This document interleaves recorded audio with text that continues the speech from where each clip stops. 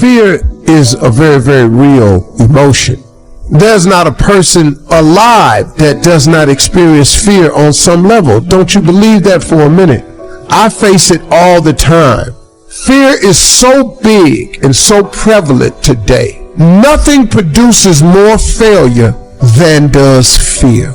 It is the fear of failure that freezes people before they even start. It is the fear of failure that causes you not to want to deal with the rejection and the potential hurt that failure causes.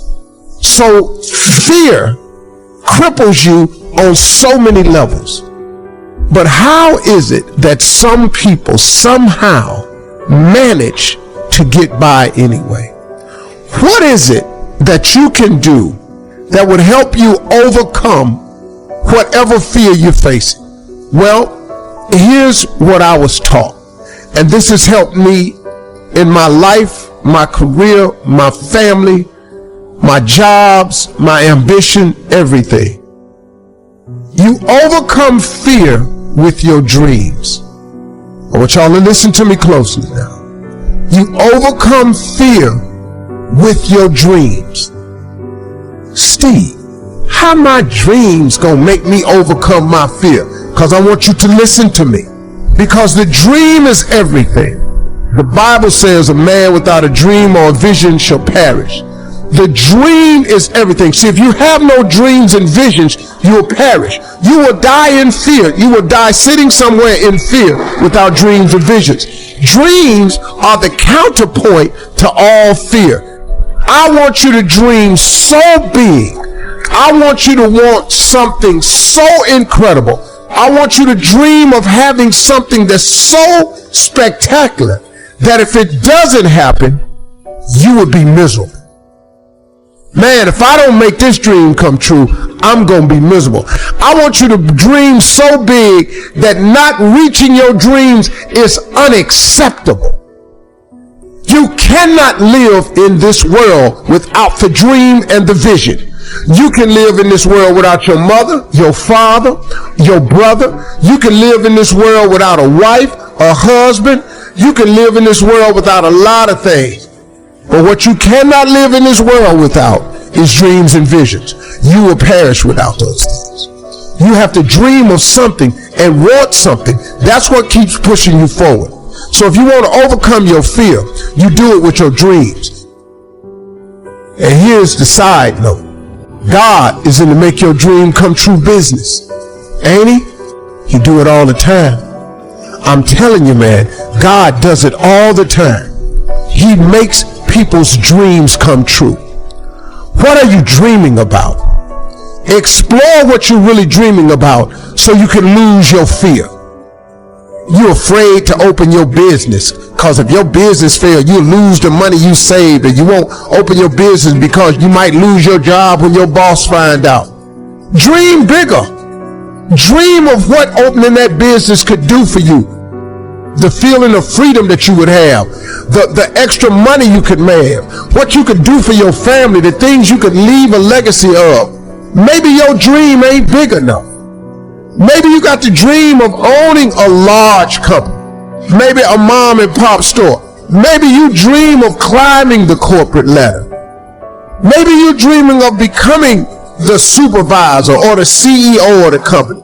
You got the dream so big that if this dream don't happen, you'll be miserable. Once you can do that, you can press through your fears. You can move forward. You can get on with it. I'm telling y'all, I was taught this. Dream so big that you can't imagine your life without living your dream. Let me teach you something. How many of you have a dog? How many of you have ever had a dog that had a flea on him? That's everybody. You ever seen a flea? One of the smallest insects. Really small. One of the smallest insects. But for his height and size, and flea has the highest vertical leap in nature for an insect.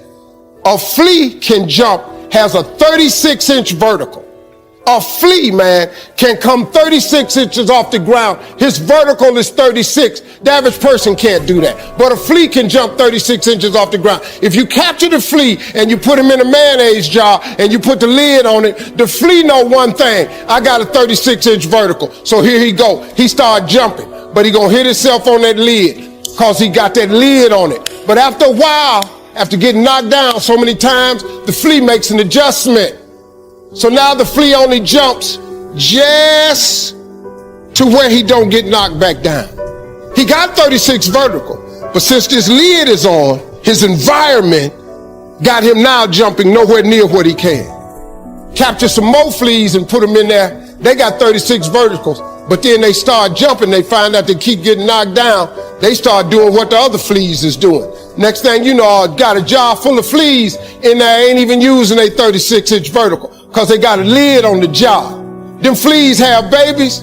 Them babies is born into the conditions of the environment. So now guess what? The flea is born with a 36-inch vertical, but because he see his mama and daddy and all his cousins and friends jumping just barely to the roof, you know what he do? He duplicates that behavior. The flea never reaches his potential until you take the top off of your mayonnaise jar. You're gonna duplicate your surroundings. If you take an oak tree seed and you put it in a 2-foot pot, that seed will never become the oak tree that oak trees are capable of becoming because it's gonna get stifled by the 2-foot pot. Now check this out. Ain't nothing wrong with the seed. The seed just fell prey to the environment. You are a seed from God. God made you in his likeness.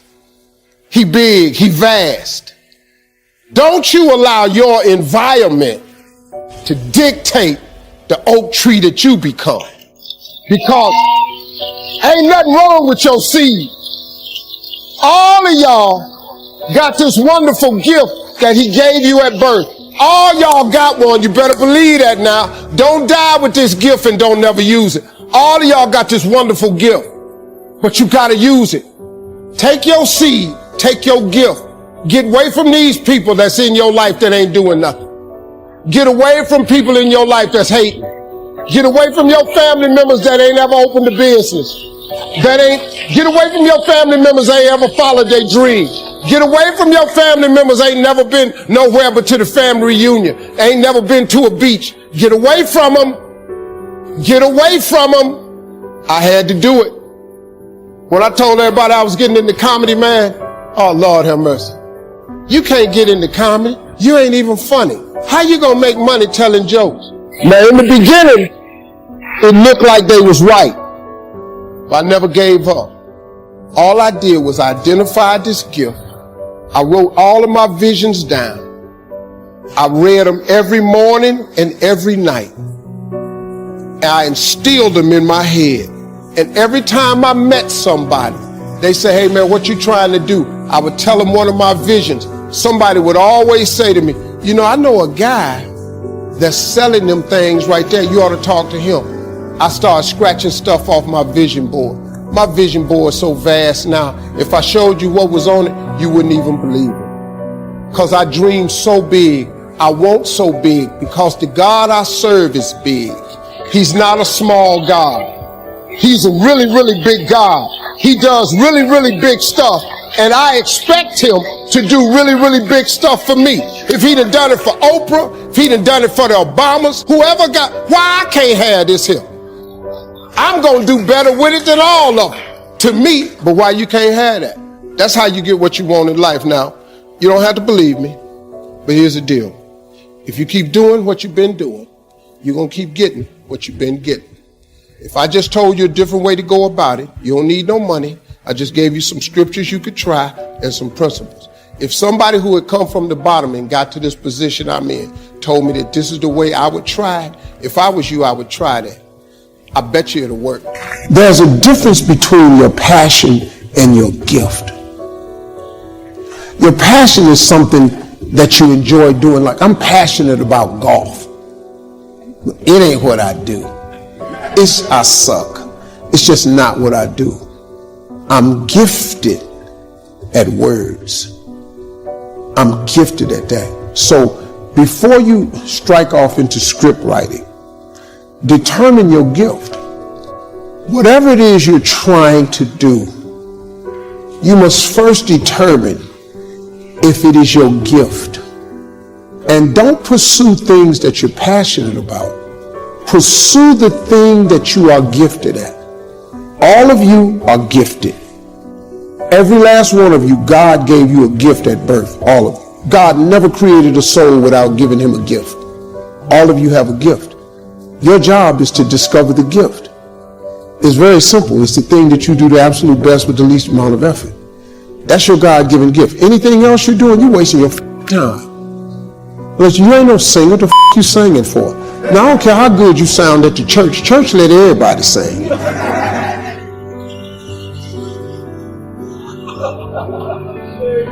They let anybody go up there and sing. I was walking by myself with the Lord. Man, why is your singing? But they're not gifted. Discover the gift.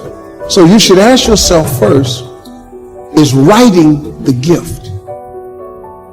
Is writing the gift? Now, the writing may not lead you to screenwriting or movies. It may lead you to books. But the first thing you need to do is writing your gift. If it's your passion, you're wasting your time. You're going to write a book that don't nobody like but you. I was watching Joel Osteen on TV one day, and he said, people's opinion of you is none of your business, nor should you make it yours. You get in a lot of trouble worrying about what somebody think about you, when really, what difference do it make? Whether they wrong or right, and what difference do it make? The majority of people who have a negative viewpoint of you really don't even know you. What I found about being successful is it wasn't me who changed. It was people's opinion of me that changed. You know, I got more, and I'm same dude, but your opinion of me has changed. Now you think I'm all that. When in actuality, I really am humbled by all this. I really can't believe God let me have it. I really do understand that I am here but by the grace of God. I'm clear about that. I am so clear about that. It ain't me. It's not me. See, I know the decisions I made, and I know how it got me where I got to. I know how my life turned out when I gave it over to him. I gave my life to God. Now, I may not be the Christian you think I ought to be, but once again, your opinion of me, it doesn't matter to me.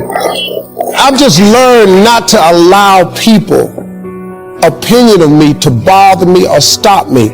Publicly, man, I've been ridiculed and ate alive on that internet. You this, he think he this, I can't stand him. He this, he that. You know, I've been everything on the internet. I don't care. When you get through reading that stuff, cut your TV on. Turn it to almost any channel you want to. 7 days a week. The little dude that you keep hating on, that God I serve, he ain't hated me yet. He ain't hated me not in that time. And I've discovered something. Look, man, what God got for you, nobody, no hater, no employer, no co-worker can stop nothing God has for you. God is in the blessing business, but better than that, he's in the forgiving business. See, if God wasn't a forgiving God, I'm not here today. But God had to forgive me over and over and over and over and over and over and over. I can't count the times he done forgave me. See, I just never let my failures define me. See, when you make a mistake, just get up and go again. What you tripping for? I made public mistakes, man. Let me tell you something, man. When Miss Universe, I have to apologize. I took that myself. You know how many people wrote me off? You know how many letters I got from TV execs? We're proud of you for doing the right thing, but oh my God, a horrible mistake. I hope you're gonna be okay. You hope I'm gonna be, what, my career over cause of that? People wrote me off. You know what? I just got up. I kept coming to work. I'm back. I just kept coming. I kept showing up. Because eventually, well, what you gonna do? The time has come. You know, my father used to always tell me something. You're gonna either get over it or die mad. You got two choices. You can get past it or you can die mad. Now, if you want to die mad, carry your ass on. And just die mad. But God forgave me, so I got up and I kept going. Your mistakes don't define you. Life is 10% what happened to you, is 90% what you do about it. I just stood up like I had some dignity. And I just kept performing, kept telling jokes, kept entertaining people. To the part now where it don't even matter. That pageant is the biggest pageant they've ever had. Everybody tune in and see who the I'm gonna say this year.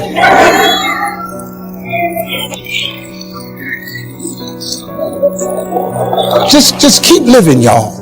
Keep waking up in the morning.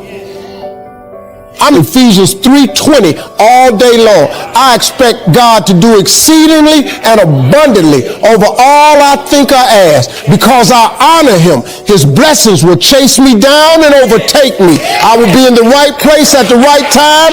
People will go out of their way to be good to me. Because that is my declaration as a servant of the Lord. I'm his child.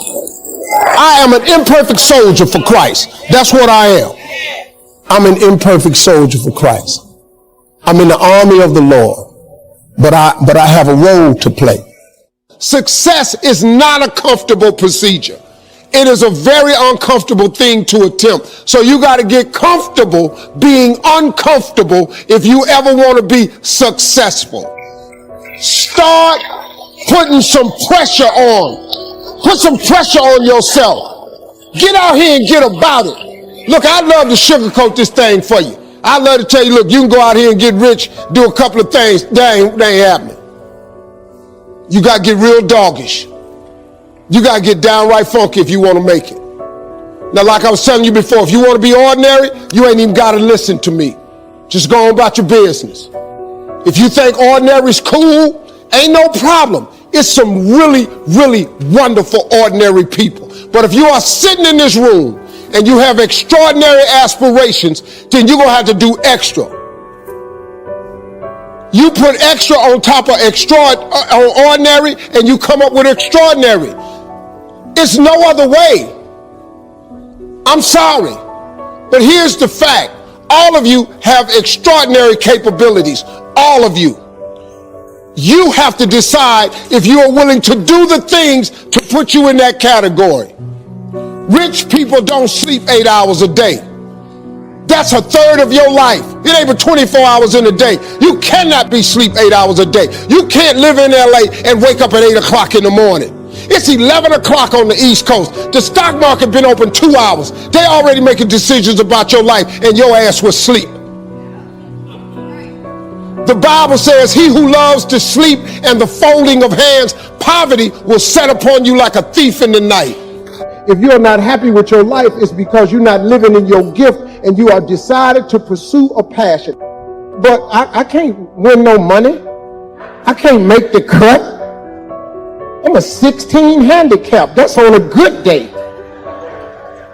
People, I wanted to play in the NBA. When I was growing up, I wanted to play in the league. That was my goal, to play in the NBA. Well, I wasn't gifted at it, though. There was a couple of problems. If I ran at full speed, I didn't have the ball. And when I shot it, it ain't go in a lot of times. Now, you put that together, you can quit talking about the NBA. My gift was I had the ability, and I didn't know it at a young age, but I had the ability to take information instantly and transform it into comedy. I didn't know that was a gift. I just thought it was something I did. It got me in more trouble than I've ever. It has been the biggest curse, because when you're young, you don't know it's a gift, you're just doing it. Now, as I got older, this gift has transformed a little bit. I can take information and turn it into inspiration. I can take information and turn it into motivation. And the reason I'm here today is because my life has been jacked up. And I have learned and mastered something. I've mastered the principles of success. You can't tell me I can't. That's what I've done. I've mastered the principles of success.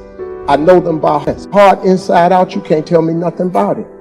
about success, I cannot help but intertwine faith in there. So if you don't really care for the faith piece, you ain't gonna really care for me. Because I cannot tell you how I made it without telling you about God or the principles. Every principle of success, it comes from God Almighty. It's in whatever religious reading you read. That's not my business what you believe in. You just got to believe in something. I told the group earlier, I don't care what you call God. You can call God Allah, Jehovah, Yahweh. You can call him whatever you want to call him. Just call him, though.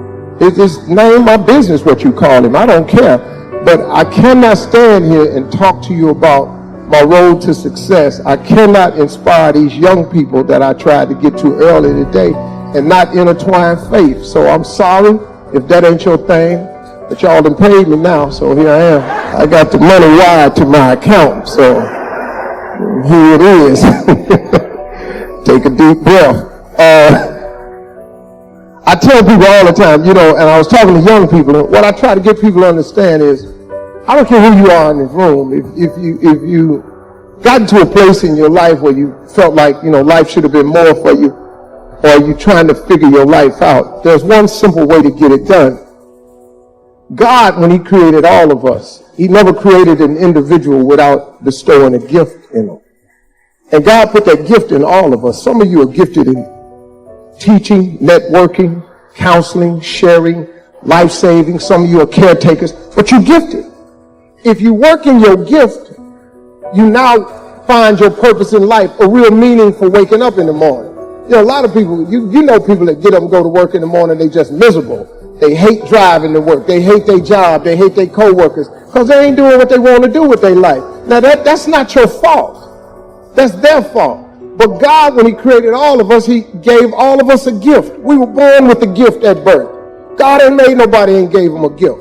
Now, the thing of it is, if you stop looking at your gift as running, jumping, singing, dancing, then you can get on with your life. But so many people are pursuing their passion instead of pursuing their gift. Most of you have mastered the principles of success. But when you're talking to young people, you're talking to some people that ain't mastered that aspect yet. It's our job to teach young people the principles of success. They got to learn from your mistakes. See, I messed my life up so I could turn around and talk about it one day. I've been divorced twice. I've lost everything I own in my life twice. I lost it all again in 2005. At the end of 2005, I had $1,700. In 2005, I had made millions of dollars. I had $1,700 at the end of 2005. I've been homeless. I lived in a car for 3 years. I learned some principles, and I started applying. So I'm a little bit different Christian than most people right here. I just happen to be a little bit more real about it. I don't really know where a lot of scriptures are in the Bible. I just happen to know what's in there and what ain't in there.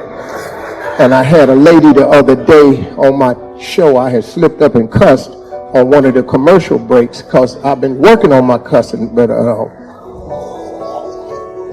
that's not really working for me. I have just come to the conclusion that I'm just going to be a cussing Christian. I've been trying to get it and shake it, but it ain't working for me, man. And I accidentally cussed on the commercial break, and the lady, I could tell she was a little put off by it, and I didn't mean to. I don't want to be offensive to people, but, I was just talking naturally. And she just stood up and said, I have a question for you, Mr. Harvey. She said, so how's your walk going with Christ? I thought about it. I said, well, I walk tall, I walk strong, with long strides and a slight limp. And that's how I walk. Now, if you ain't got no limp to your walk, congratulations. Mine has a slight limp to it. And every now and then, the flaws that I have come out. See, the difference between me and a lot of people, I happen to be famous. So my flaws have a microphone and a spotlight and the internet connected to it. You might can make your mistake at the house and don't nobody know nothing about it. But I got people watching me all day long. So what I've learned in this journey along the way of having my life as twisted as it was, I've learned the principles of success. I've learned how to get back up, how to fall and fail, get written off, say you ain't gonna ever be nothing. I've learned how to start over. I've learned how to take one heap of all my winnings and risk it on one turn or pitch and toss, lose and start again at my beginnings and never once breathe a word about my loss. Yeah, I've learned stuff like that. That's Rudyard Kipling, in case you didn't recognize that little poem. I stole that. That's when I was paying a little bit of attention in college. I didn't get the degree, but I was listening just a little bit. And when I talk to you, I try to get people to identify with these principles. The greatest thing that you could do in your life, I told the kids earlier, you know, we're at a college institute, so it kind of trips people out a little bit when I say this. And I tell them how important it is to get your education, yada, yada, yada, because we're at a college, that's what I got to say. But then I turn right around, I tell them the truth, though. The most important thing in your life ain't your education. The most important thing in your life is your dream. See, the scripture says, a man without a dream or vision shall perish. Don't say nothing about education. Now, you got to have one if you're going to climb to certain jobs and go into corporate ladder and be in banking and be in finance and all this stuff y'all doing. But it's the dream that propels you. Look, man, we got to break this thing down real simple for people someday. Quit acting bougie like you've been rich all your life. That's what kills me. You know, I come to these functions, everybody sit up, they lean back in their chair, they speak proper grammar, they get their nose up. You act like you had money all your life. I ain't had money all my life. I come into some money, but I've been scrapping and hustling and grinding and trying to get over. And so have you. But then you get here and you don't have no memory of that. Because now your life is fixed. And so now when you talk to young people, you don't talk to them from the perspective of you made mistakes too. You don't talk to young people like, hey, been there, done that. I smoked weed in college too, man. I know where you at. You don't want to tell them that. Now, Clinton smoked weed. He the president of the United States. I'm going to probably say a lot of stuff. I already know that I'm not coming back next year. That's clear. I ain't got a problem. See, that's why I give my money wide to me. Because I already know I'm going to mess around and say something. I'm going to throw somebody into something. Because I see a couple of looks on y'all's face right now. But I don't really care. I'm out of here. I'm going to go get on this jet. I'm going to go down here. My wife down in Miami, man. I'm going to go sleep with my wife tonight. I don't care what y'all do. I was telling you about your gift. This is how you save yourself a lot of trouble. Now, this may apply to some adults in this room. Maybe not. Your gift is the thing that you do the absolute best with the least amount of effort. That's your God-given gift. You ain't got to trip on it, wonder about it. It's what you do better than anything else. Now, whether you've chosen to make that your life's work or not, that's your choice. But I got news for you. If you don't ever pursue that, you ain't going to ever be happy. It's some unhappy people in this room today because there's some people in here doing what people expect them to do and doing what was required of them, and they just got locked into it. Now you got bills and a family and you don't really want to pursue your dream. So now you got the job and you just don't ride it all the way out. There ain't nothing wrong with that. If your job is what you gifted at doing. This man is going to retire this year, but he's been in the education of young people's minds. He's been shaping young people's minds for 30 years like that. That's what he was gifted to do. If you're sitting up in here and you ain't happy and you in misery, it's because you ain't pursued your gift. And I'm telling them young people over there with them blue shirts on and them striped ties, find out what your gift is and pursue it with everything in you. Because ain't nothing worse than getting a degree and you don't even want it after you get it. Because a degree ain't nothing but a piece of paper hanging on a wall. Now it signifies that you have the ability to complete a task, but your life is made up of what you do with it. Life is 10% what happens. It's 90% of what you do about it. You got to do something with your life, man, that makes your heart beat in the morning when you wake up. See, people ask me all the time, how you do all these jobs, Steve? Because I like all my jobs. You cut your radio on 240 times a year. I do a 4-hour live radio show. How you do that every morning?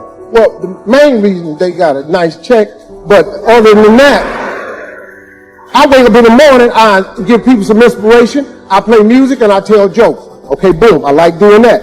Then I go to a talk show. I live in Chicago 8 months out the year, 34 weeks. I tape 180 talk shows in Chicago. How you do that every day? Because I love doing it. Then I go to Atlanta. I live in Atlanta, and in 9 weeks, I taped 200 episodes of Family Feud.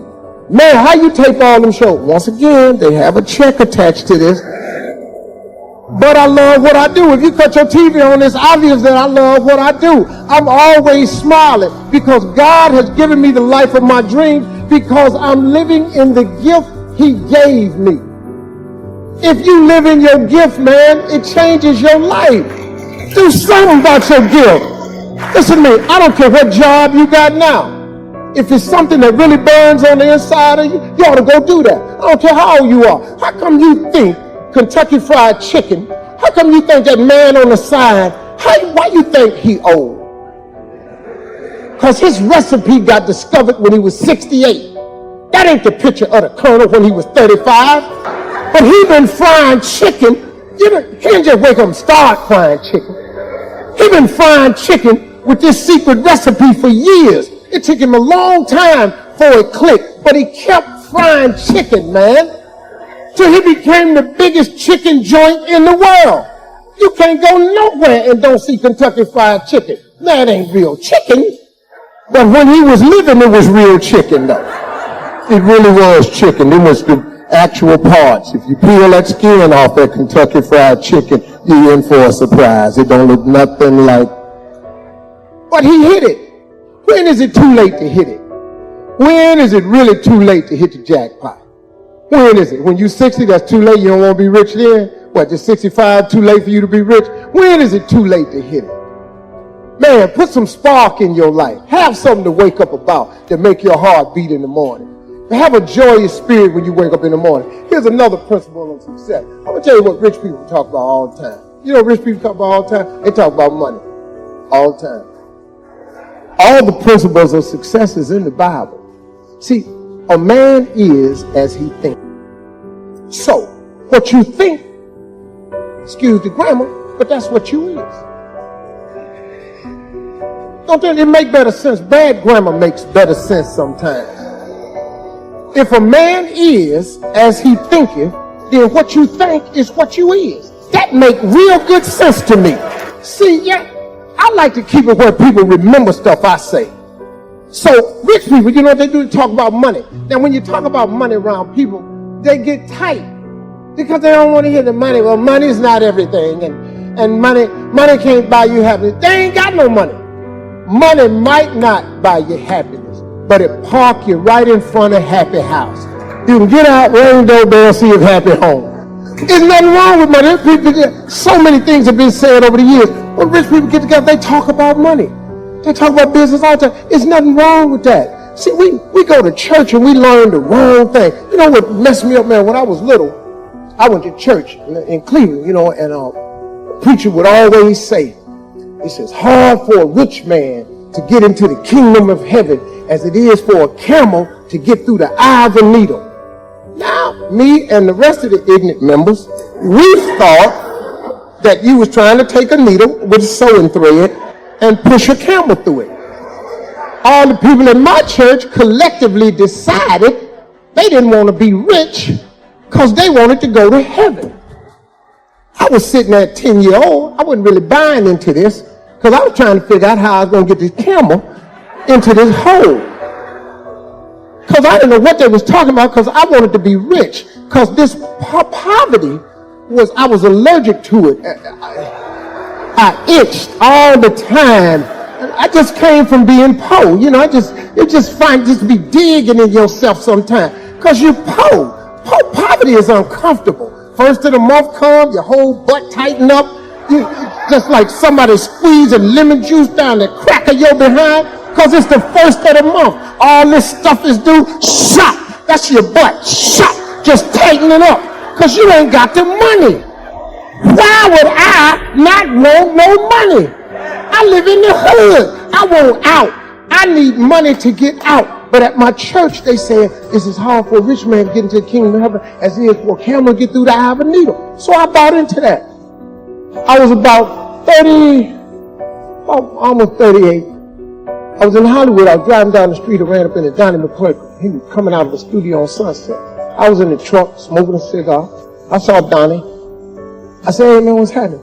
He said, hey, Steve, man, this was one of the first years I had hosted Celebration of Gospel. And I was going to quit hosting Celebration of Gospel because I didn't like the gospel community because they didn't like me. You know, backstage they be saying stuff like, I don't know why he is hosting our gospel show. He ain't saved. I don't know what y'all talking about. I'm here for the check. Let's be clear about this. I've been in church my whole life, but you know, I ain't living no perfect life, and I wasn't, but you know, that was my life at the time. And I was going to quit, and I was telling Donnie I was thinking about quitting. He said, man, why you going to quit? I was telling him, man, I said, man, I'm just confused right now, man. I said, I don't get it. I said, man,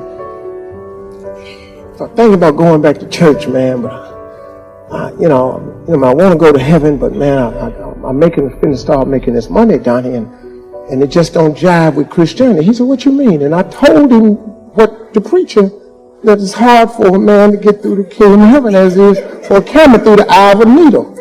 So Donnie looked at me a little confused because, you know, he's a pastor. And I was just telling him, you know, but I'm trying to find a way to get the camel in the needle. He said, Steve, that's not what it means. I said, what does it mean? He says, in the Middle East, a needle is an arc that is stuck in the sand that looks like a wishbone on a chicken. And they have them to entryways sometimes. And when a camel approaches the needle, in order for the camel to get through the needle, he has to kneel and crawl through the needle. And then the camel gets back up. He said, that's what God meant. I said, Donnie, you mean they ain't talking about a sewing needle? He said, fool, you can't put a camel through a sewing needle. After that, I said, I got to go make me some money.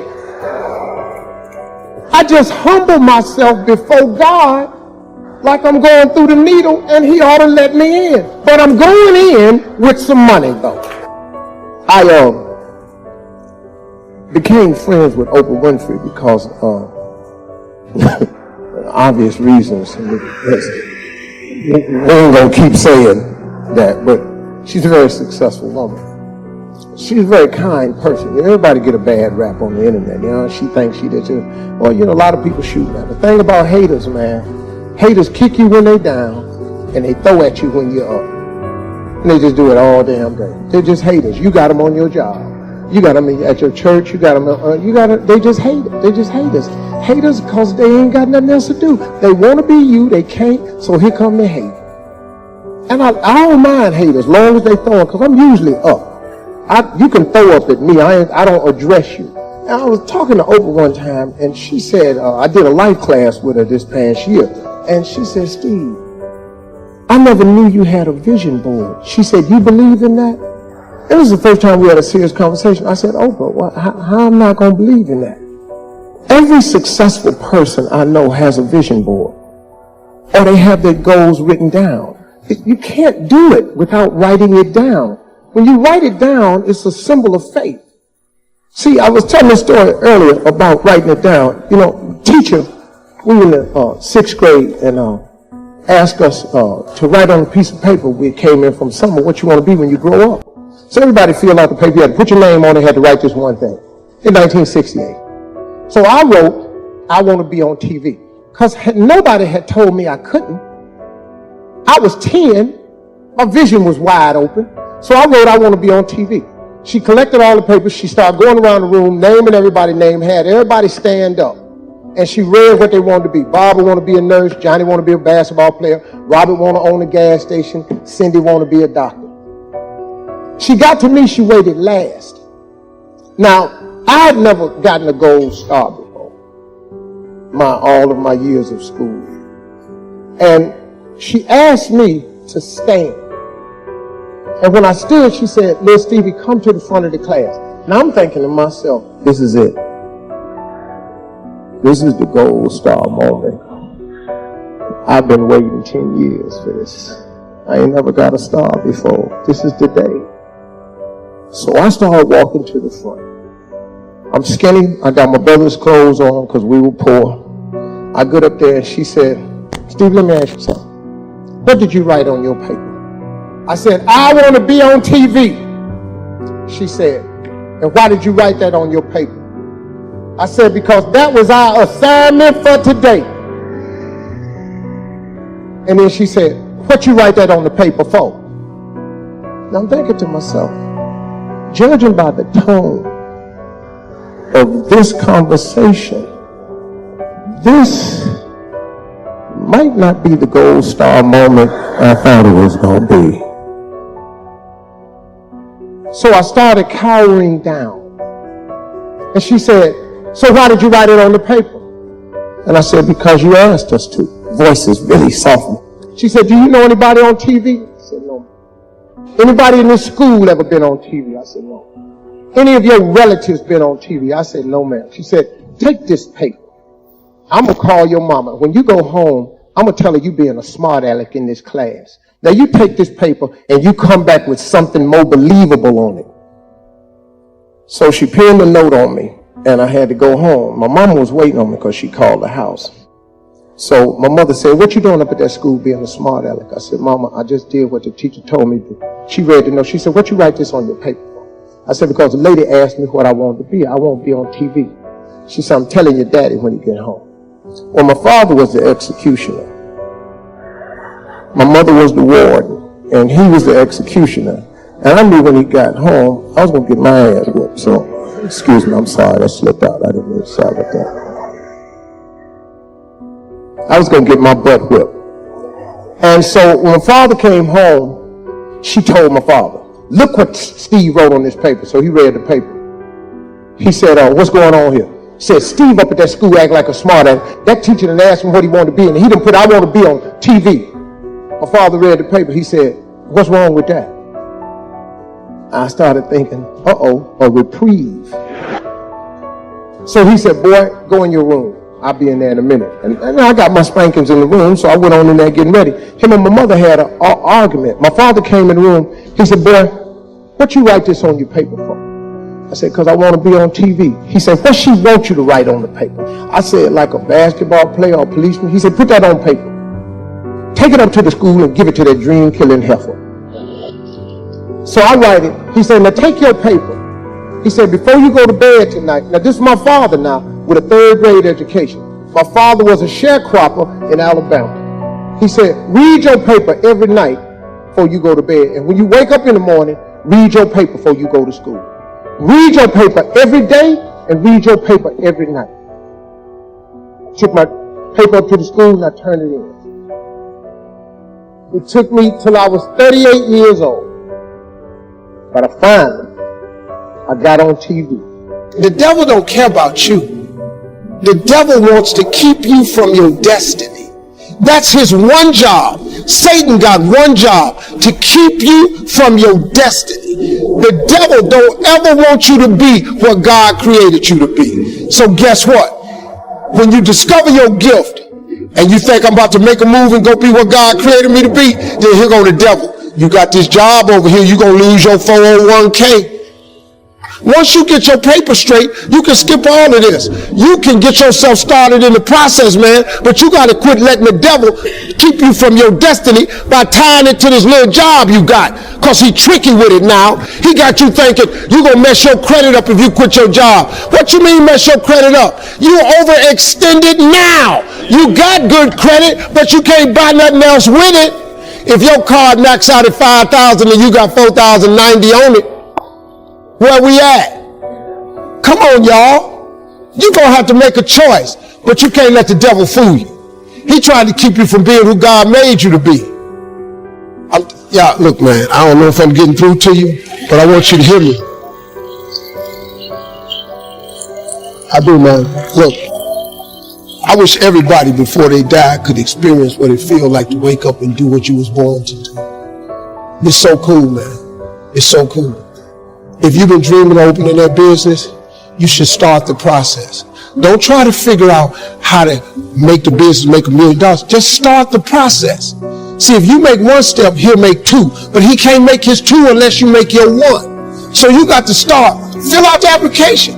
Go get the patent. Send in the paperwork. Get your federal ID number. Do something, man. Start creating a website. Let your job sponsor your dreams. Take some of your check money. Quit playing one of them bills, take that money and start your website. What is you talking about now? If you owe Kmart some money and Sears, what is you paying them for? They finna be out of business. Take whatever money you owe Kmart and Sears, take that money, buy your business cards. Take one of your bills one time instead of paying it, start your website. But start. If you make one step, he'll make two. And don't worry about where you're going with it. Just get started. He'll show you the way to go because he wants you to get to your destiny. But he got to make sure that you want to get to your destiny first.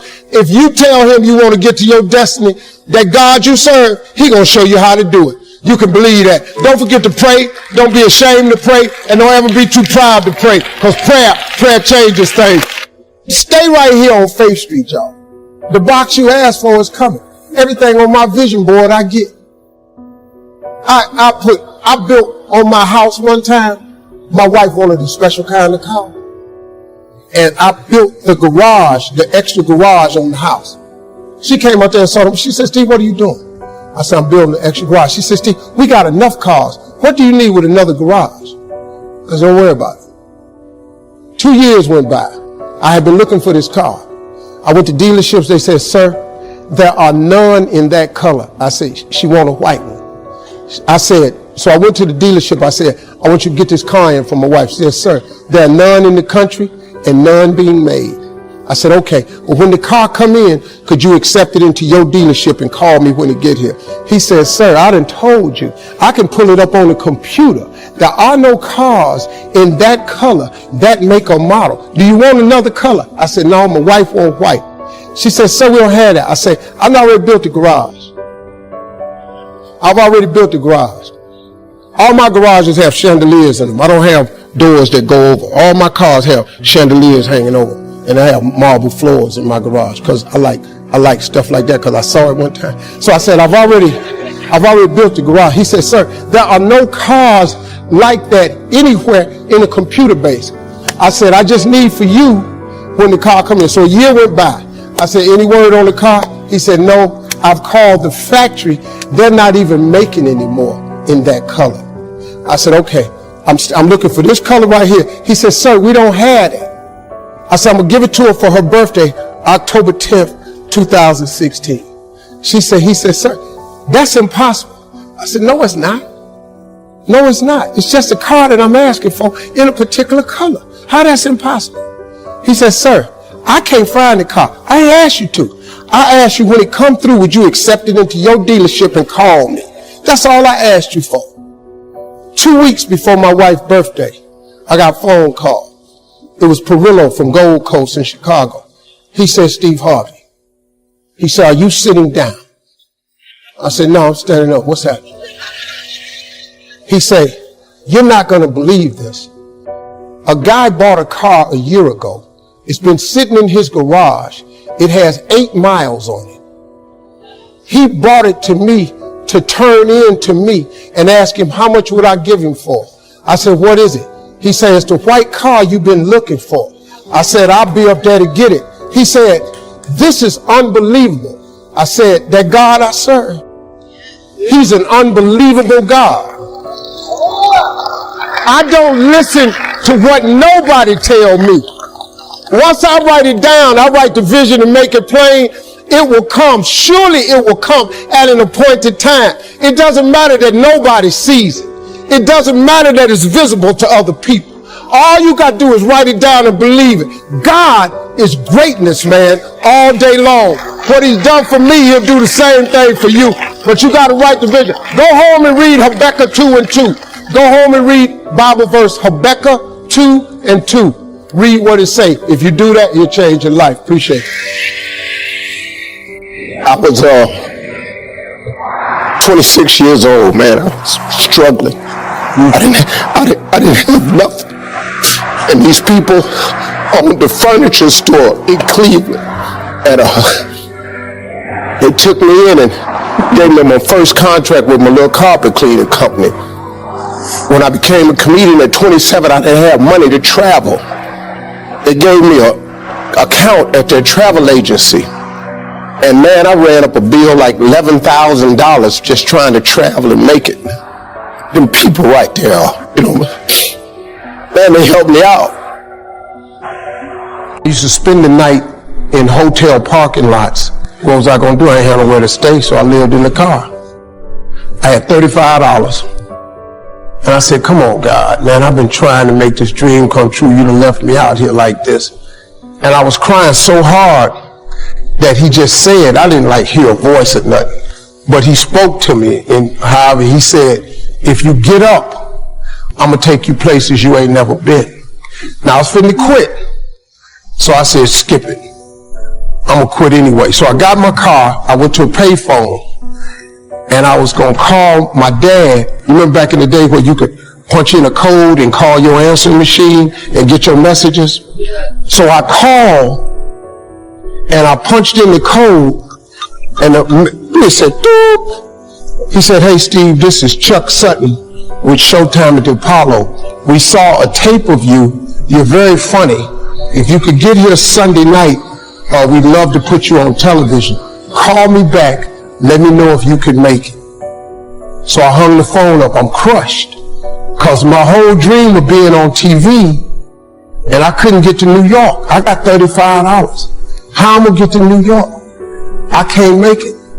So I'm standing there at the phone booth and tears just coming down my face. I said, God, so that must be a sign for me to go home. Because this it. I ain't even got the money to go to the Apollo. My whole thing at wanting to be on TV, I couldn't even make the dream come true. This is the most messed up moment. And so I said, man, let me call this dude back and see if he said this Sunday. Because maybe he said next Sunday, and I can hustle up a little bit of money or something. I don't know what I'm going to do, but let me just call him back. So I called him back. Steve, this is Chuck Sutton, Showtime at the Apollo. We saw a tape of yours. You're very, very funny. Look, we have an opening Sunday night at Showtime at the Apollo. If you can make it, we'd love to put you on TV. I said, it's this Sunday. Before I hit the button, I heard, doop, you have another message. Now, it wasn't there before. So I punched my code in. I listened to the second message. It said, Steve Harvey, this is Tom Sober from the Comedy Caravan. This was a Thursday.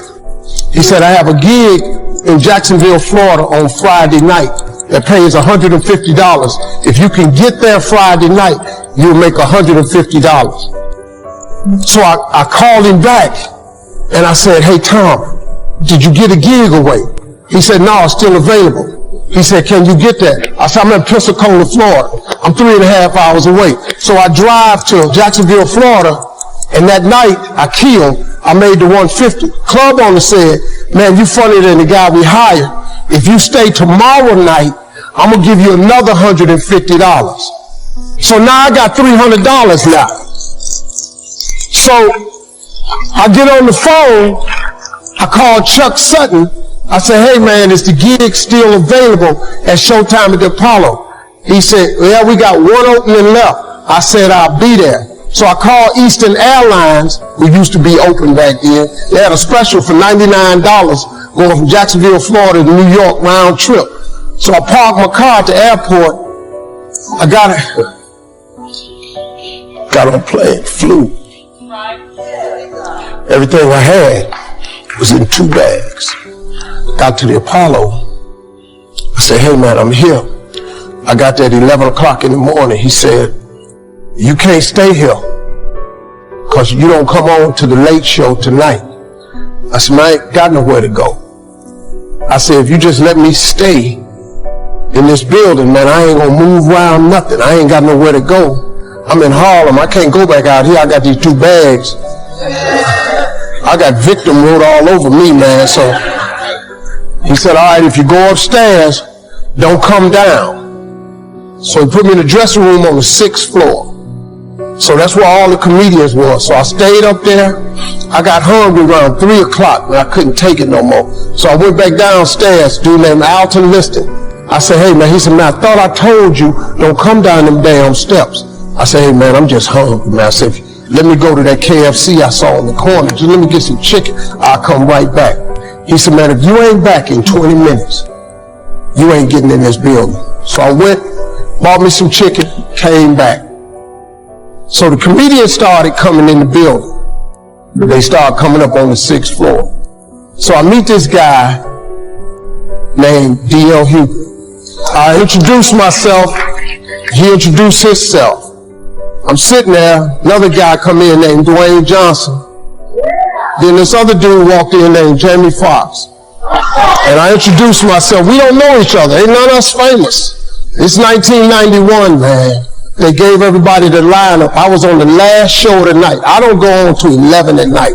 I done had this 4 pieces of chicken. I'm starving, man. That chicken done wore off. I'm nervous, man. I'm about to throw up. D.L. Hughley went downstairs. D.L. Hughley got booed off. Dwayne Johnson got booed off. Jamie Foxx went down there and got booed. They booed Jamie, then Jamie started singing. And then they started clapping. And Jamie had their ass, then he went back to them jokes, and they got his ass. So I'm walking down the steps, and I see Jamie sitting on the steps. I said, hey, man, hang in there. He said, man, that ain't never happened to me before, man. This is crazy. This Jamie Foxx, man, one of the most talented people in all of comedy. And now, you don't even know how nervous I am. I can't even. My breathing is shot because these dudes been booed. So I walk out. I had wrote this joke. Mike Tyson had got in a fight in Harlem with this heavyweight named Mitch Green. Mike Tyson had hit the dude in the eye in the store. Now he was on the news, his eye was swollen. So the joke I wrote was, they was interviewing Mitch Green and he was telling everybody what happened, but his eye took over the interview. And I wrote this joke that his eye started talking and was just, I'll tell you what happened. The heavyweight champ's fist is coming towards my face. I just said, Lord, Lord, Lord. And I wrote this whole joke about this dude's eyeball talking. And when the punch came, and all this here, I walked off stage, man, just started crying. I couldn't believe it. They paid me. I made $750 for being on TV for one night. I'd never made $750 telling jokes in one night. And so that was my first television appearance. A couple weeks later, Sinbad was the host of the show. He got this job on Different World. And so he quit. And so Mark Curry became the host. And then Mark Curry got hanging with Mr. Cooper, and he quit. And they came to me and said, would you come back to New York and host amateur night for us to just try you out? Oh, ain't no problem. And so I went to New York. I hosted amateur night, and I was killing. But every time we went to commercial break, I was supposed to let the warm-up act take over like Ruben does. But I knew not to let the warm-up act do that because he would change the attitude of the crowd because the Apollo was a wild place. So I stayed out there. I did the warm-up and the host, and I created a bond with that audience. And that's how I got on TV. It was my very first TV show. I hosted Showtime at the Apollo. I ended up being the longest running host in the history of Showtime. I did that show for 8 years. Nobody ever did it for 8 years. And that was my turn back moment. See, in your life, everybody has a turn back moment. You have a moment where you can go forward or you can give up. The thing you have to keep in mind before you give up is that if you give up, the guarantee is it will never happen. That's the guarantee of quitting, that it will never happen no way under the sun. The only way the possibility remains that it can happen is if you never give up no matter what. Because God is always coming. He's never too late. At your worst moment, look, man, when they told me I had to be in New York, I saw no way I could get there. But that God don't. He make the phone ring. I end up in Florida, I make $300. Then I go to New York, I make $750. I almost got $1,000 out of nowhere. That's what happened to me. That was my moment of never giving up. That's when I first learned that faith was everything, that you have to remain faithful. When I was homeless, I had a lot of time to myself. Actually becoming homeless was exactly what I needed, because God needed my undivided attention. And he had it for 3 straight years because I had nothing. And I'm just one of them people where sometimes you just got to get my attention, you know what I mean? So I can't tell you about no education because I ain't got one. I ain't got no degree in nothing. I've been told my whole life you'll never be nothing simply because of the way you talk. You know how many times the way I talk, man? Because I'm kind of country. I don't really speak that good. My English is not eloquent. I know that. But I ain't never let that stop me. When I first got on TV at NBC 7 years ago, they sent a linguist to see me. I didn't even know what that was. I thought this lady was finna show me how to make spaghetti or something. I didn't know. I never heard this. What is a linguist? So the woman comes in my office and she says, "Are we ready to begin?" And I said, "Excuse me, ma'am, who are you?" She says, "I'm your grammar coach." I said, "For what?" She said, "NBC is of the understanding in order for you to be successful on daytime TV, you're going to have to learn how to speak more eloquent." Oh, I said, "I ain't finna do all that there." She said, "Excuse me? What did you just say?" I said, "I ain't finna do all that there." She said, "Say what you just said to me again slowly." I said, "I ain't finna do all that there." She said, "That's exactly why I'm here. Because that is improper grammar on every level." I said, "Yeah, but I talk just like this here." She said, "Say that again." I said, "I talk just like this here." She said, "Slow that down." I said, "I talk just like this here." "What's the problem?" She said, "If you don't learn how to speak more properly, you'll never be successful." I said, "Who told you that? You walked into my office. I'm already on TV. Where are you trying to go with this?" See, the reason I'm not going to let you change my mind is because I've never known you up until this point. Now, I've made it to this point without you. I don't know how you figure I ain't going to get the rest of the way without you. So I'm just looking at this lady. She says, "Listen to me. If you don't learn how to speak better, you'll be off TV." I said, "Okay, well, let me ask you something." I said, "Which one of these sound best to you? I am broke or I'm is rich?" I mean, look, man, God gave me a life I never even really dreamed of. He gave me even beyond what I dreamed of. I mean, you think about it. The money they pay me is to wake up. I either play music or I tell jokes. I either play music or I tell jokes. I entertain people for a living. They give me money. That's a blessing, man. See, when I wake up, I don't have to go to work. I get to go to work. See, that's the difference, man. Some people have to go to work. I get to go to work. I get to. I don't have to. I was doing this for years for no money. But through grace and mercy, he just kept blessing me. And then, I got other things I want to accomplish, I'm not through. I've been at this a long time, man. Like, I'm thinking about the end, But all I want to do now is make enough money to change kids' lives. My foundation is the most important thing. I do some stuff over here in Ghana, Botswana, and Joburg. Those are 3 cities I'm targeting for my foundation to come and change. So that's what it is now. That's motivation. And then, I'm a trailblazer, man. I got to show other people how to do it. My job now is to show y'all how I did it. That's why I talk all the time about motivation. I talk more about motivation now than I do comedy. Because, your career is what you paid for. Your calling is what you made for. So I'm in the calling part of my life now. I have to, like when you ask me a question, see, I can't just, like if I tell you, you got to write it down, I'm telling you how to make it. You have to do this. Now you can try to do it. If you could try to not do it, it's going to be hard. But so I always try to give people little pieces of wisdom Because you're young, you know, everybody in this room, you want to be happy and you want to be successful. Everybody in here wants to be happy and successful. If you don't want to be happy and successful, there's something wrong with you.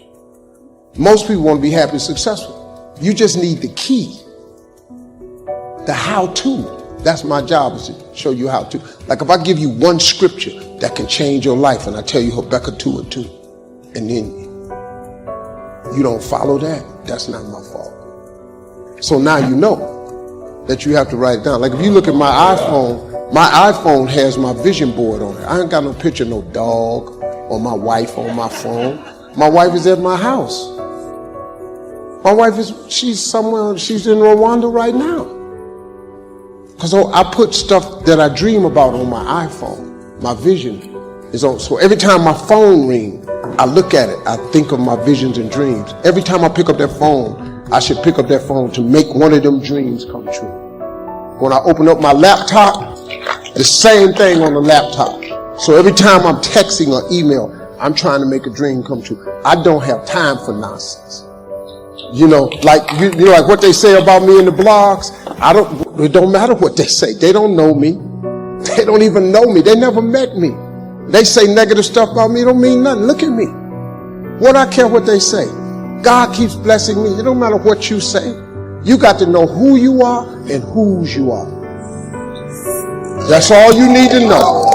I know who I am and I know who I belong to. And that God of mine ain't gonna let nothing happen to me that I can't handle.